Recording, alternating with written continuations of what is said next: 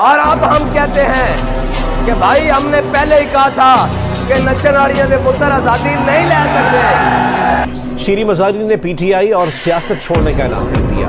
شیریں مزاری کا کہنا ہے کہ وہ پی ٹی آئی یا کسی سیاسی جماعت کا حصہ نہیں ہے۔ عمران خان کے قریبی ساتھی ملک امین اسلم کا تحریک انصاف چھوڑنے کا اعلان۔ تحریک انصاف کے مرکزی رہنما عبدالرزاق خان نے پی ٹی آئی چھوڑنے کا اعلان کر دیا ہے۔ یعنی مشکل وقت آ جائے تو ہم یہ نہیں کہتے ہمارا کوئی تعلق نہیں ہے، ہم سیاست چھوڑ رہے ہیں۔ ہم تو مشکل وقت میں کہتے ہیں ستمگر ادھر آ، ہنر آزمائے تو تیر آزما۔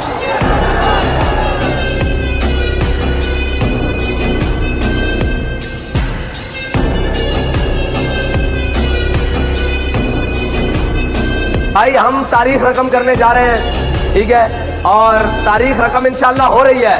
حیدر چوک بھی جھومتا رہے کئی گھنٹے کی، یہاں حضور کے غلام آئے تھے، لگائے نعرہ۔